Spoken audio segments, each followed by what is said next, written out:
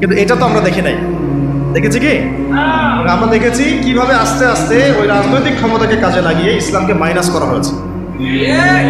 প্রথমে মাইনাস করা হয়েছে রাজনীতি থেকে, তারপরে মাইনাস করা হয়েছে অর্থনীতি থেকে, তারপরে আস্তে আস্তে মাইনাস করা হলো সংস্কৃতি থেকে, তারপরে মাইনাস করা হলো পুরো শিক্ষা সিস্টেম থেকে, তারপরে তারা হস্তক্ষেপ করলো পুরো ধর্মীয় জীবনে, মসজিদের উপরে, মাদ্রাসার উপরে, তাই না? আস্তে আস্তে আস্তে আস্তে ওলামায়ে কেরামকে পর্যন্ত তারা নিজের মামলার আসামি, হুমকি ধামকি, গুম খুন ফাঁসি কত কি হয়ে গেল।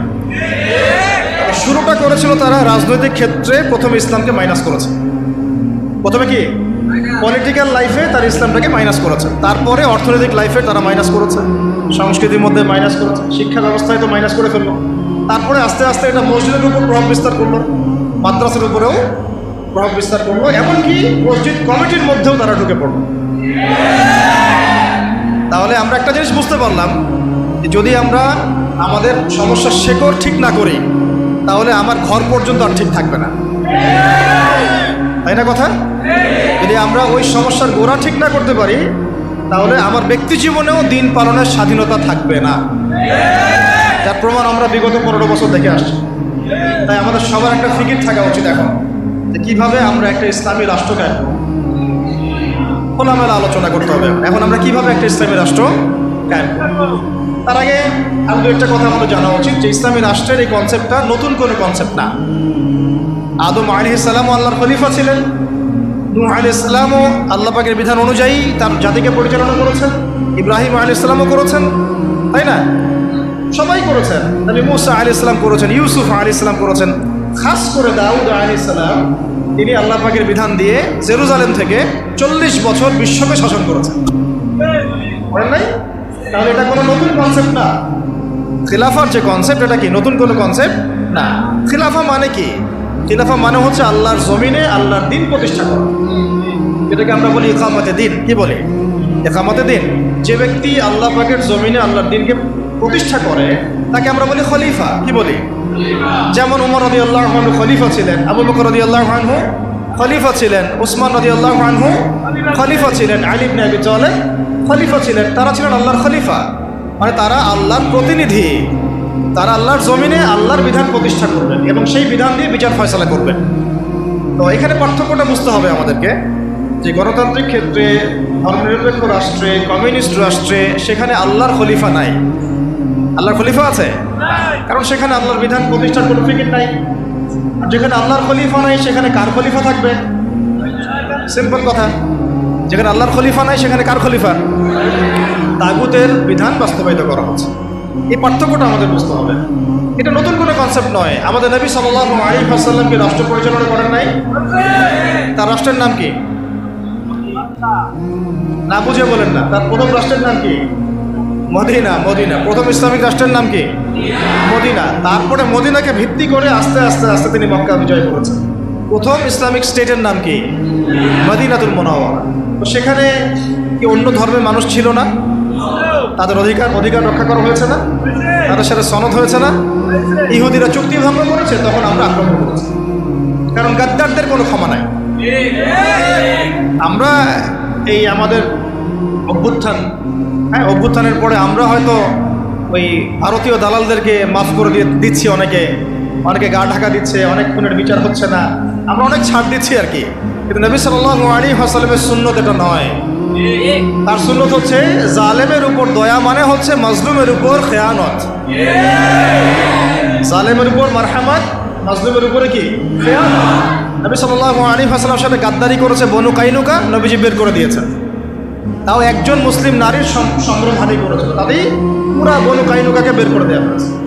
আর আমরা তো দেখছি যে প্রকাশ্যে সাইফুল ইসলামকে জবাই করা হলো, কোনো বিচার হইল না, তাই না বিষয়টা?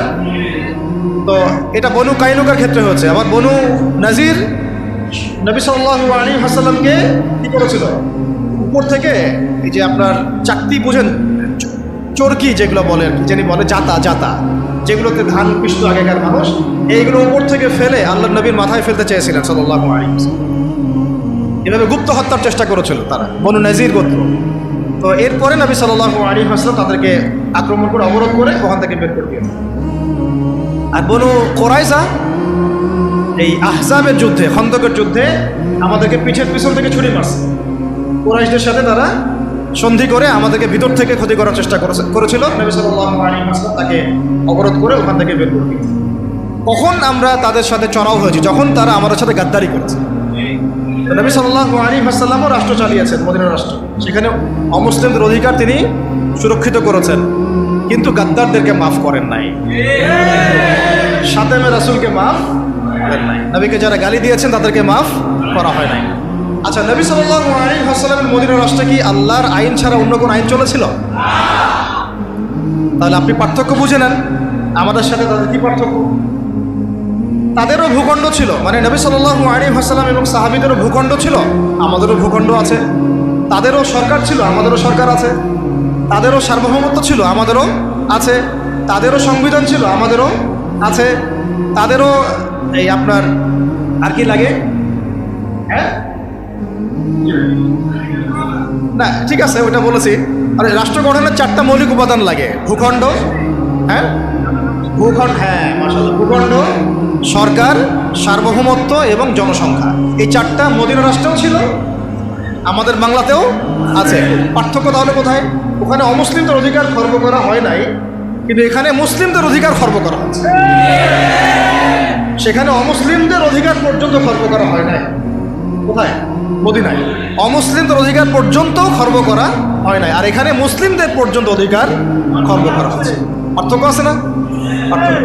ওখানে অমুসলিমদের সাথে আমরা কোনো দ্বন্দ্বে যাই নাই যতক্ষণ না তারা আমাদের সাথে গাদ্দারি করেছে, বেইমানি করেছে এবং আমাদেরকে পিছন থেকে ছুরি মেরেছে। এখন দেখা যায় অনেক সময় আমাদেরকে প্রকাশ্যে অখণ্ড ভারতের জয় শ্রীরামের স্লোগান দেওয়া হচ্ছে, প্রকাশ্যে আমাদের ভাইদেরকে অনেককে অত্যাচার করা হচ্ছে, জবাই করে হত্যা করা হলো, আমরা কোনো ব্যবস্থা গ্রহণ করতে পারছি না। আমরা দৃষ্টান্তমূলক কোনো শাস্তি এখন পর্যন্ত দেখি নাই। এটা আফসোস আমাদের জন্য। কিন্তু নবী সাল্লাল্লাহু আলাইহি ওয়াসাল্লামের যুগে একজন দিনী বোনের ইজ্জতের বিনিময়ে তিনি পুরা বনু কাইনুকাকে একেবারে মদিনা থেকে বের করে দিয়েছেন। আমরা কিন্তু সেটা করতে পারি নাই। তারপরে নবী সাল্লাল্লাহু আলাইহি ওয়াসাল্লামের যুগে মদিনায়, ওখানে কি আল্লাহর বিধান ছাড়া অন্য কোনো বিধান দিয়ে রাষ্ট্র চলেছে? তাহলে আমাদের এখানেও সবই আছে, কিন্তু এখানে আল্লাহর বিধান নাই। আল্লাহর বিধান দিয়ে এই রাষ্ট্র পরিচালিত হচ্ছে না।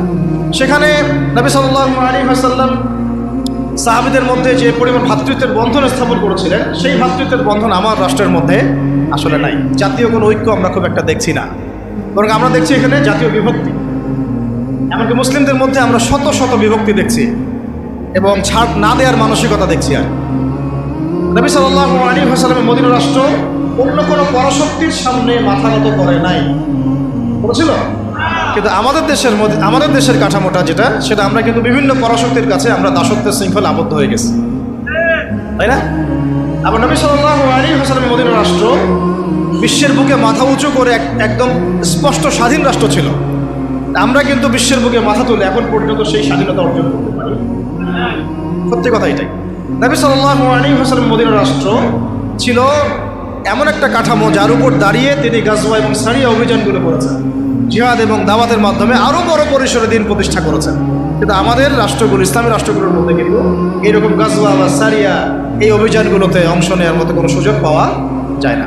নবী সাল্লাল্লাহু আলাইহি ওয়াসাল্লামের মদিনা রাষ্ট্রে কোনো মাজলুম তার অধিকার খর্ব হতো না। কিন্তু আমরা এখানে দেখছি যে মাজলুমের অধিকার খর্ব হতেই আছে, আর হতেই আছে, হতেই আছে, আর জালেম পার পেয়েই যাচ্ছে, পেয়েই যাচ্ছে, পেয়েই যাচ্ছে। নবী সাল্লাল্লাহু আলাইহি ওয়াসাল্লামের মদিনা রাষ্ট্রে কোনো খেয়ানত ছিল না, আমানতদারিতা ছিল, তাই না? কোনো দুর্নীতি ছিল না, ইনসাফ ছিল। কিন্তু আপনি আমাদের রাষ্ট্রগুলোতে দেখবেন উপর থেকে নিচ পর্যন্ত খালি খেয়ানত, জুলুম আর দুর্নীতি। মৌলিক অনেক পার্থক্য আছে না? সর্বোপরি নবীজির মদিনা রাষ্ট্র ছিল একটা খিলাফা স্টেট। কি স্টেট?